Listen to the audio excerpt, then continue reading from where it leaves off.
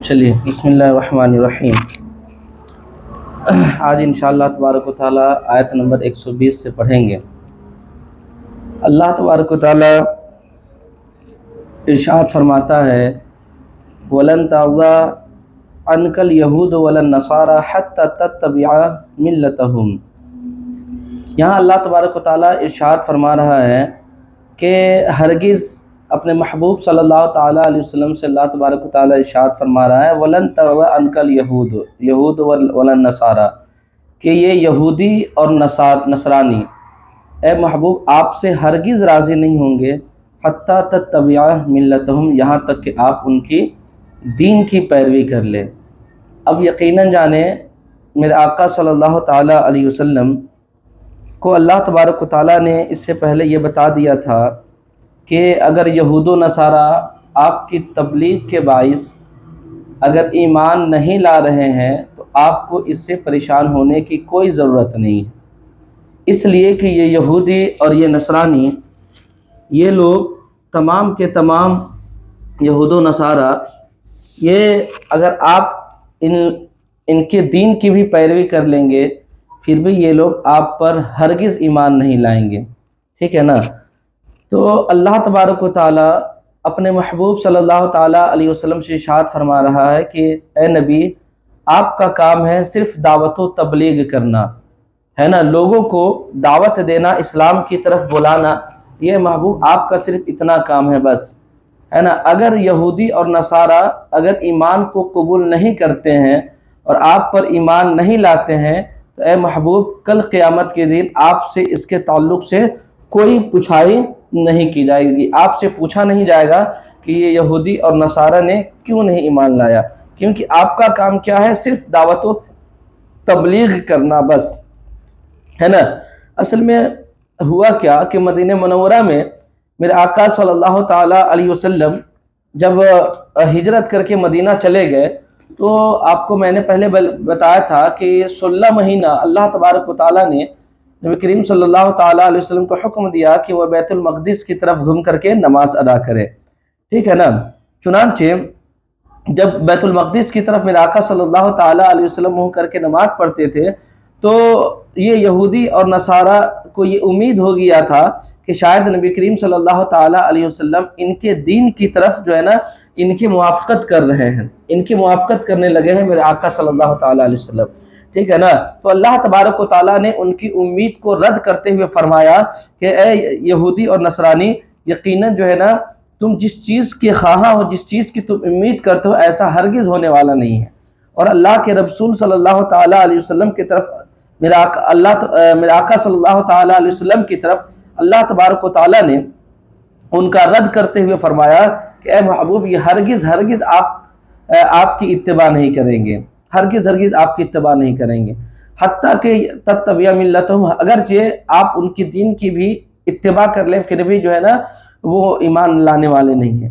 حالانکہ یہودی اور نصارہ آپ کو معلوم ہے کہ جب میرے آقا صلی اللہ تعالیٰ علیہ وسلم دنیا میں تشریف لا لیے تو تمام ادیان جو پہلے کے تھے یہ تمام کے تمام کیا ہو گئے، باطل ہو گئے، ٹھیک ہے نا۔ صرف اور صرف آقا کریم صلی اللہ تعالیٰ علیہ وسلم کی ذات باقی رہی، ہے نا۔ اسی وجہ سے ایک مرتبہ حضرت ابوبکر صدیق رضی اللہ تعالیٰ عنہ توریت شریف کو میرے آقا صلی اللہ تعالیٰ علیہ وسلم کی بارگاہ میں پڑھ رہے تھے، ہے نا، سنا رہے تھے، تو میرے آقا صلی اللہ تعالیٰ علیہ وسلم کا چہرہ بدل گیا، ہے نا۔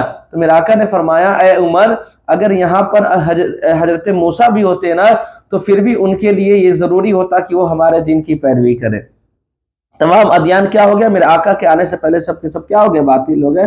اب اس کے بعد توریت کی تلاوت کرنا بھی کیا ہے، جائز نہیں ہے، اب توریت کو پڑھنا بھی صحیح جائز نہیں ہے، صرف اور صرف کیا ہے میرے آقا صلی اللہ تعالیٰ علیہ وسلم کی دین کی اتباع کرنا یہ کیا ہوگا، ضروری ہوگا، ٹھیک ہے نا۔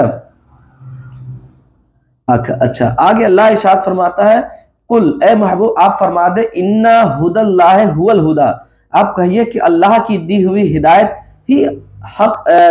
ہدایت ہی حقیقت میں ہدایت ہے، یعنی اللہ تبارک و تعالیٰ جس انسان کو ہدایت دے دے حقیقت میں وہی کیا ہدایت ہے، اس کے علاوہ اگر کوئی انسان اگر سیدھا بھی راستہ بتا دے رہا تو وہ اصل میں ہدایت نہیں ہے نا۔ ہدایت کے کئی معنی آتا ہے، تو اصل جو ہدایت ہے وہ کیا ہے؟ ایمان کی ہدایت ہے نا، صحیح راستے کی طرف ہدایت ہے۔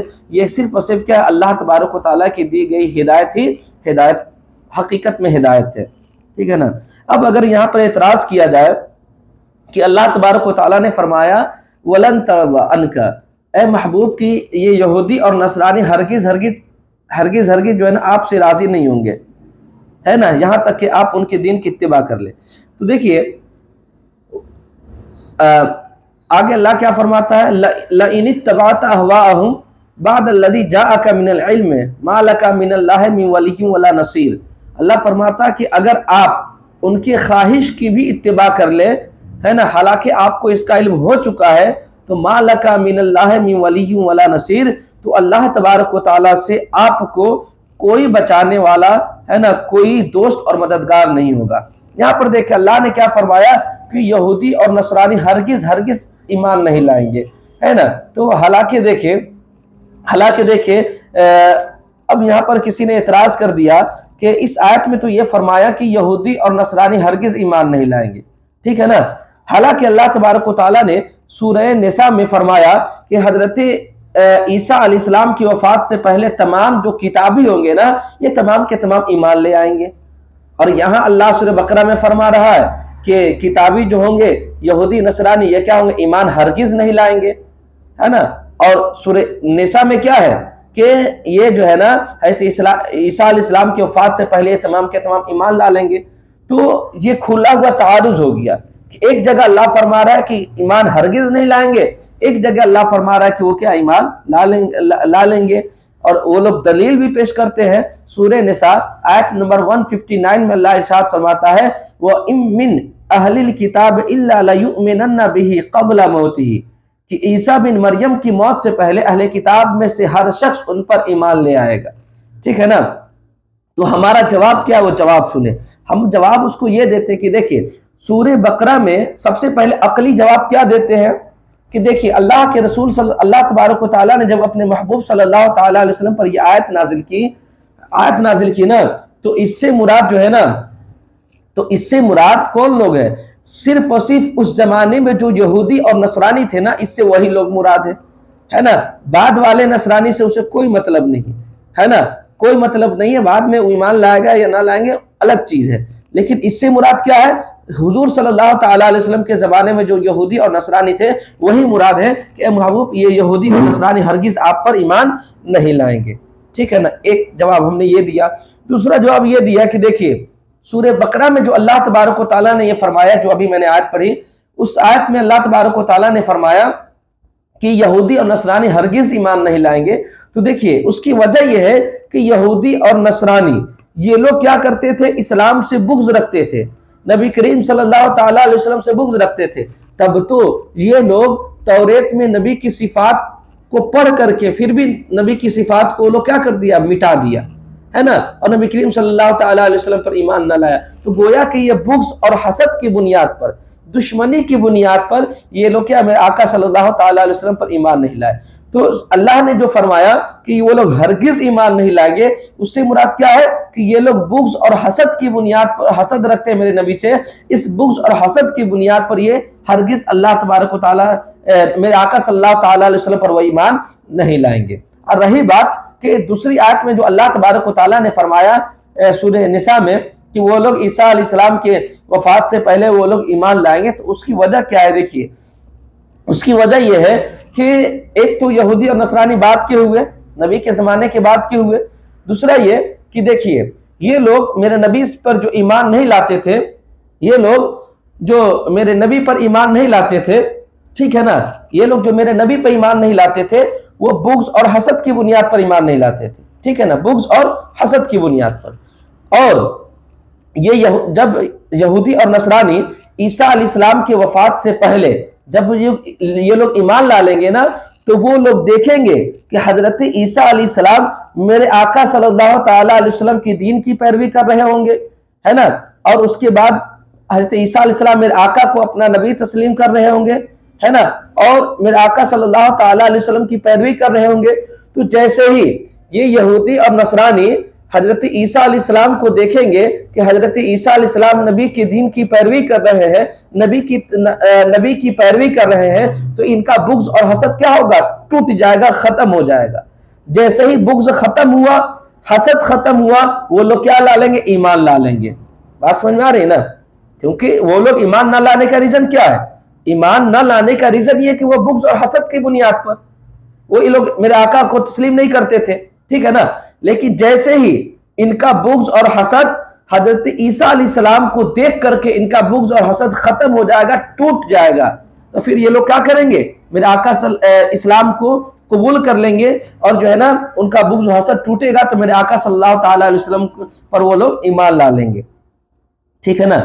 اچھا، اس کے بعد اللہ تبارک و تعالیٰ نے فرمایا وَلَئِنِ اتَّبَعْتَ، اے محبوب اگر آپ ان کی خواہشات کی اتباع کریں گے بعد اس کے کہ آپ کو علم ہو چکا ہے، مَا لَكَ مِنَ اللَّهِ مِنْ وَلِيٍّ وَلَا نَصِيرٍ، تو اگر آپ ان کی خواہشات کی اتباع کریں گے نا، اگر آپ ان کی خواہشات کی اتباع کریں گے تو اللہ تبارک و تعالیٰ کے عذاب سے ہے نا بچانے والا کوئی نہ آپ کا دوست ہوگا اور نہ کوئی مددگار ہوگا۔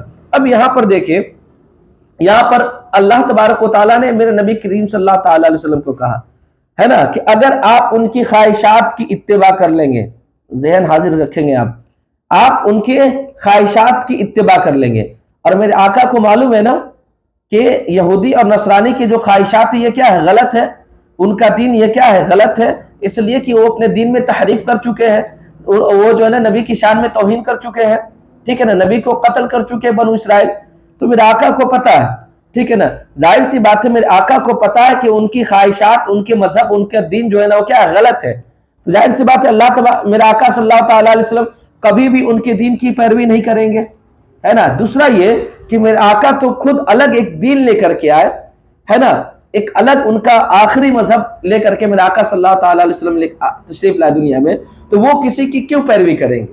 ہاں، بعض چیزوں میں پیروی کر لے، جیسے حج، روزہ اور زکوٰۃ میں وہ الگ چیز ہے، روزہ کر رہے حج میں اور نماز وغیرہ میں پیروی کر لے، یہ الگ چیز ہے نا؟ لیکن تمام مذاہب کی پیروی کرے، ہے نا؟ تو نبی جو ہوتا ہے نا وہ الگ دین لے کر کے آتا ہے، ٹھیک ہے نا؟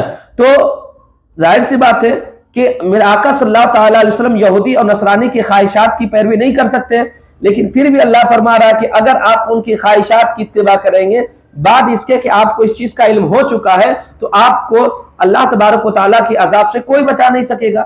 تو دیکھیں یہاں نبی کریم صلی اللہ تعالیٰ علیہ وسلم کے بارے میں جو کہا گیا ہے نا، یہ بطور تعریض ہے، تعریضاً کہا گیا میرے آقا صلی اللہ تعالیٰ علیہ وسلم کو۔ تعریض کا مطلب کیا ہوتا ہے؟ تعریض کا مطلب یہ ہوتا ہے کہ ان کے مخاطب جو ہے نا، جس کو انسان بول رہا ہے نا، ظاہر میں کچھ اور ہوتا ہے، انسان ظاہر میں کچھ اور ہوتا ہے اور حقیقت میں کچھ اور ہوتا ہے، ٹھیک ہے نا؟ مثال کے طور پر آپ ہمارے سامنے ہیں، ٹھیک ہے نا؟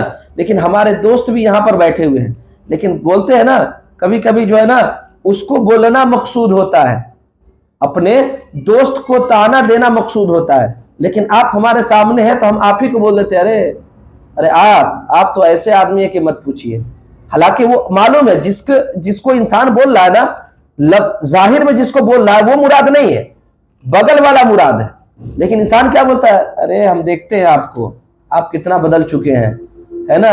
ادھر کی بات ادھر کرتے ہیں، حالانکہ سامنے والا انسان ویسا نہیں کرتا ہے، لیکن مراد بغل والا انسان ہوتا ہے۔ تو تعریض کا مطلب ہی ہوتا ہے کہ ظاہر میں خطاب کسی اور سے ہوتا ہے، لیکن حقیقت میں خطاب سے مقصود کوئی اور ہوتا ہے نا؟ جیسے ایک مثال آپ دیکھ لیں کہ قرآن مقدس میں اللہ ارشاد فرماتا ہے سورہ زمر میں آیت نمبر 65 میں اللہ ارشاد فرماتا ہے لَإِنْ أَشْرَكْتَ لَيَحْبَطَنَّ عَمَلُكَ، اگر بفرض محال آپ نے بھی شرک کیا، نبی سے خطاب کر کے اللہ فرماتا ہے اگر آپ نے بھی شرک کیا تو آپ کے اعمال ضائع ہو جائیں گے۔ اب میں آپ سے پوچھنا چاہتا ہوں کیا نبی شرک کر سکتا ہے؟ ہرگز نہیں کر سکتا ہے، نبی شرک ہرگز نہیں کر سکتا ہے، لیکن پھر بھی اللہ تبارک و تعالیٰ خطاب کس سے کر رہا ہے؟ نبی سے کر رہا ہے، لیکن اگرچہ یہ خطاب نبی سے بظاہر ہے، ظاہر میں دیکھا جائے تو نبی سے خطاب ہے، لیکن حقیقت میں دیکھا جائے تو یہ امتی سے خطاب ہے۔ اے امتی، اگر آپ نے شرک کیا تو یقیناً آپ کے تمام نام اعمال کیا ہو جائیں گے؟ برباد ہو جائیں گے۔ تو اسی طریقے سے یہاں لئن اتبعت ہواءہم بعد الذی جاءک من العلم، یہاں تعریضاً ہے، لفظ کے اعتبار سے دیکھا جائے تو نبی کریم صلی اللہ تعالی علیہ وسلم اس سے مراد ہے، لیکن حقیقت کے اعتبار سے دیکھا جائے تو اس سے مراد کون ہے؟ اس سے مراد جو ہے نا وہ اس سے مراد یہ کیا نام ہے، عوام ہے، یعنی امت محمدیہ صلی اللہ تعالی علیہ وسلم. ٹھیک ہے نا، بات سمجھ میں آ گئی ہوگی. چلیے اب دیکھیں اللہ تبارک و تعالیٰ نے ارشاد فرمایا الذین آتیناہم الکتاب یتلونہ حق تلاوتہ، جن لوگوں کو ہم نے کتاب دی ہے نا اور وہ لوگ اس کی تلاوت کرتے ہیں جیسا کہ تلاوت کرنے کا حق ہے، اولئک یؤمنون بہ، اور وہ لوگ اس پر ایمان لاتے ہیں، ومن یکفر بہ، اور جو اس کا انکار کرتے ہیں فاولئک هم الخاسرون، تو وہی لوگ کیا ہے؟ گھاٹے میں، نقصان میں. دیکھیے اللہ نے کیا فرمایا، جن لوگوں کو ہم نے کتاب دی اور اس کو تلاوت کرتے ہیں جیسا تلاوت کرنے کا حق ہے نا، تو وہ لوگ کیا ہے، اور وہ لوگ اس پر ایمان لائے تو کامیاب ہے. دیکھیے توریت اور انجیل جتنے بھی آسمانی کتاب ہے نا، یہ تمام کے تمام چیزیں منحرف شدہ ہے، یعنی اس میں رد و بدل کیا گیا ہے، کسی چیز کو اضافہ کر دیا، کسی چیز کو حذف کر دیا گیا ہے نا، عناد اور دشمنی اور بغض و حسد کی بنیاد پر. ٹھیک ہے نا، تب جو ہے نا توریت اور انجیل کے تعلق سے کہا گیا ہے کہ اس کی تلاوت نہ کی جائے، کیونکہ یہودیوں اور نصرانیوں نے اس میں کیا کر دیے ہیں؟ تبدیل کر دیے ہیں. ورنہ اگر واقعی توریت کو کما حقہ، جیسا کہ اللہ تبارک و تعالیٰ نے توریت کو نازل کیا، اگر کوئی انسان اس توریت کی بات کرے تو یقیناً وہ توریت کا ہدایت کا سامان بن سکتا ہے نا، ہدایت کا سامان بن سکتا ہے نا. لیکن اگر جو ابھی موجودہ جو توریت کتاب ہے، آسمانی کتاب، اور موجودہ جو کتاب ہے انجیل ہے نا، یقیناً جانے وہ اگرچہ اللہ تبارک و تعالیٰ کی کتاب ہے، لیکن حقیقت کیا ہے، اس میں ان لوگوں نے، عیسائیوں نے اور یہودیوں نے اس میں تبدیل کر دیا ہے، جس کی بنیاد پر اس کو پڑھنے کی اجازت نہیں دی جاتی ہے، کیونکہ یہ اصل ہے نہیں. اور جب اصل نہیں، جب اس میں بڑھا چڑھا کے بات کی گئی ہے تو پھر کیا ہوگا؟ غلط ہو جائے گا نا. چلیے اچھا، یہاں پر اللہ تبارک و تعالیٰ نے ارشاد فرمایا کہ آتیناہم الکتاب ہے نا، آتیناہم الکتاب ہے نا، جن کو ہم نے کتاب دی. اب دیکھیے کتاب سے مراد کون لوگ ہوتے ہیں؟ دیکھیے کتاب سے مراد، دیکھیے کتاب سے مراد کون ہے؟ اس میں دیکھیے اس میں اختلاف ہے. وہاں صاحب میوٹ کر دیجئے، وہاں حیدر صاحب، اس میں اختلاف ہے. اس میں اختلاف ہے کہ کتاب سے مراد کون لوگ ہیں. آیا کتاب سے مراد اہل کتاب ہے یا مسلمان ہے؟ ٹھیک ہے نا، کتابی ہے یعنی یہود و نصارہ جو کتاب والے ہیں وہ مراد ہے یا مسلمان ہیں؟ ایک قول کے مطابق اس قول سے مراد کیا ہے؟ اہل کتاب یعنی کتابی یہود و نصارہ مراد ہے، کیونکہ اس سے پہلی آیت میں بھی اس کا ذکر ہے، تو سمجھ میں آتا ہے کہ ہو سکتا ہے کہ اس سے مراد کیا ہو؟ کتابی ہو، اہل کتاب ہو، ہے نا.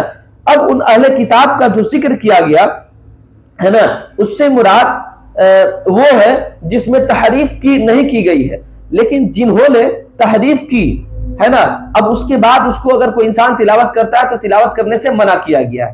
ٹھیک ہے نا، لیکن جن لوگوں نے تحریف نہیں کی اور توریت میں نبی کریم صلی اللہ تعالی علیہ وسلم کی نشانیاں پڑھی اور اس پر عمل کیا تو وہ ہدایت یافتہ ہو جائیں گے. جیسا کہ آپ کو معلوم ہے کہ حضرت عبید اللہ بن سلام یہ کیا تھے؟ یہ کتابی تھے ہے نا، لیکن یہ کتاب پڑھ کر کے نبی کریم صلی اللہ تعالی علیہ وسلم پر ایمان لا لیے. کیوں؟ کیونکہ واقعی جس چیز کو اللہ تبارک و تعالیٰ نے اتارا وہ چیز غلط ہو نہیں سکتا. یہ توریت اور انجیل جس حال پر اللہ تبارک و تعالیٰ نے اس کو نازل کیا، اتارا ہے نا، اس چیز کو کوئی انسان پڑھ لے ہے نا، اس چیز پر عمل کر لے تو وہ انسان کامیاب ہو جائے گا ہے نا. تو یہ عبداللہ بن سلام یہ کتابی تھے، انہوں نے کتاب کو پڑھ کر کے نبی کریم صلی اللہ تعالی علیہ وسلم کی صفات کو پڑھ کر کے نبی پر ایمان لائے، اور جب نبی پر ایمان لا لی تو وہ کیا ہو گئے؟ کامیاب ہو گئے. تو اصل جو توریت ہے، اصل جو انجیل ہے، اصل جو کتاب آسمانی ہے، اگر اس کو پڑھ کر کے کوئی انسان پڑھے تو یقیناً وہ انسان کیا ہو جائے گا؟ کامیاب ہو جائے گا. لیکن تحریف شدہ کتاب میں اگر کوئی انسان پڑھے گا تو ممکن ہے کہ وہ انسان کیا ہو جائے؟ بھٹک جائے، گمراہ ہو جائے. کیونکہ میں نے اس سے پہلے بتایا نا کہ یہودیوں نے اپنی خواہشات کو بھی خواہشات کو بھی جو ہے نا اس کتاب میں کیا کر دیا ہے؟ ذکر کر دیا ہے، گڑھ دیا ہے، ٹھیک ہے نا۔ اچھا یہاں کہا گیا جیسا کہ تلاوت کرنے کا حق ہے، تو جس طریقے سے تلاوت کرنے کا حق ہے اس سے مراد یہ ہے کہ اس کو بغیر تحریف کے پڑھا جائے۔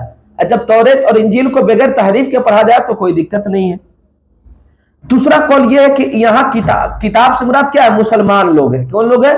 مسلمان لوگ ہیں، اس لیے کہ آگے اللہ تبارک و تعالیٰ نے کیا فرمایا کہ جیسا کہ تلاوت کرنے کا حق ہے، ٹھیک ہے نا۔ اور دنیا میں سب سے زیادہ جو کتاب تلاوت کی جاتی ہے وہ کیا ہے؟ قرآن مقدس ہے، ٹھیک ہے نا۔ تو گویا کہ اللہ تبارک و تعالیٰ نے اس پر برانگیختہ کیا ہے، اور یہ صفت جو ہے نا صرف اور صرف قرآن مجید کی ہے، توریت اور انجیل کی نہیں ہے، ٹھیک ہے نا۔ کیونکہ توریت اور انجیل کی اب تلاوت بھی کیا ہے؟ جائز نہیں ہے۔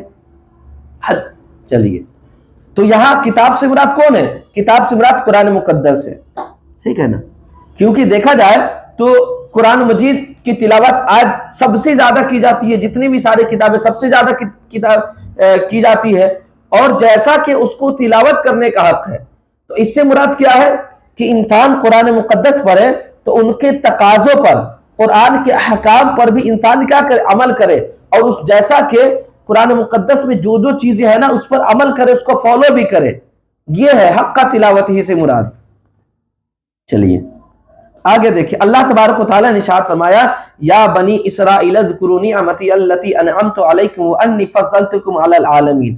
اللہ نے فرمایا اے بنی اسرائیل اذکروا نعمتی التی انعمت علیکم، یاد کرو میری ان نعمتوں کو جن نعمتوں کو میں نے تجھ پر دیا ہے، تجھ کو دیا ہے، وانی فضلتکم علی العالمین، اور میں نے تم کو سارے جہاں پر فضیلت دی ہے نا۔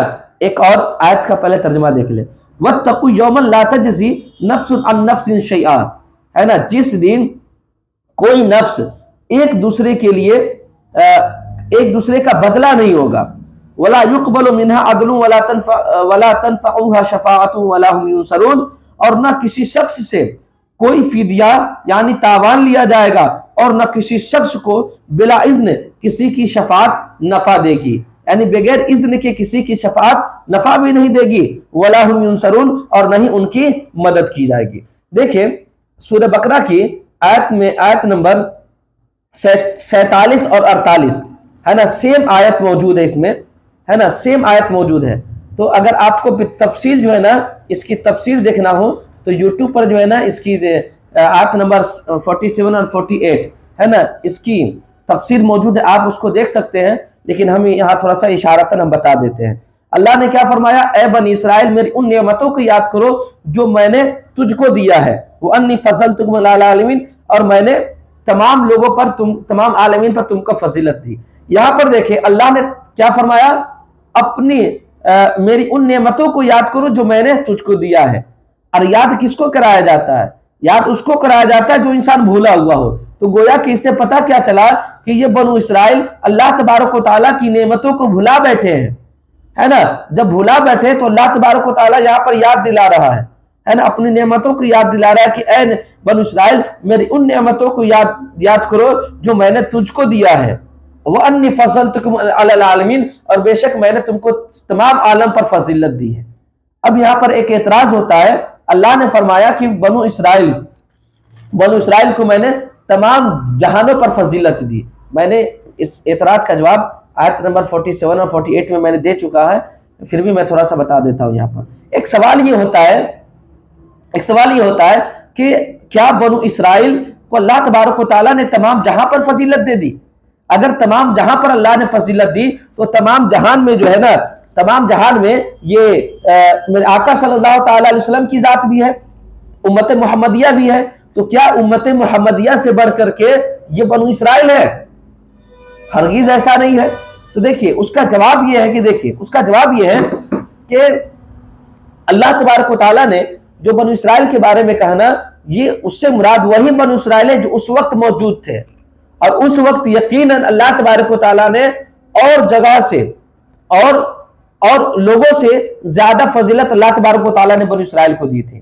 چنانچہ اللہ تبارک و تعالیٰ کا یہ کہنا کہ بنو اسرائیل کو میں نے تمام جہاں پر فضیلت دی، یہ اسی وقت کی بات ہے، یعنی اس وقت اللہ تبارک و تعالیٰ نے بنو اسرائیل کو تمام جہاں پر واقعی فضیلت دی تھی۔ ٹھیک ہے نا. یہاں اس سے مراد جو ہے نا قیامت تک کے لوگ مراد نہیں ہے، بس اس زمانے میں جو بنی اسرائیل تھے نا یقیناً اس کو اللہ تبارک و تعالیٰ نے تمام جہاں پر فضیلت دی تھی. اچھا آگے اللہ نے کیا فرمایا؟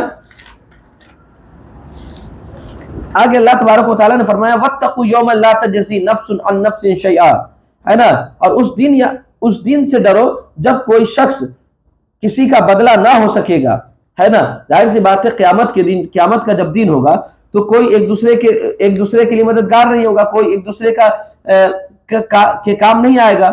اللہ فرماتا ہے وَلَا يُقْبَلُ مِنْهَا عَدْلٌ، اور نہ کسی شخص سے کوئی فدیہ قبول کیا جائے گا. ایسا نہیں ہے کہ ہاں پیسہ دے دیے یا ہم کچھ دے دیے تو ہم بچ جائے، ایسا نہیں ہوگا اس دن. وَلَا تَنْفَعُهَا شَفَاعَةٌ، اور نہیں اس دن جو ہے نا کسی کی شفاعت بھی قبول کی جائے گی، بلا اذن، یعنی بغیر اجازت کے کسی کی شفاعت قبول نہیں کی جائے گی. وَلَا هُمْ يُنصَرُونَ، اور نہ ہی قیامت کے دن کسی کی مدد کی جائے گی. یہ قیامت کے بارے میں اللہ تبارک و تعالیٰ نے بتایا.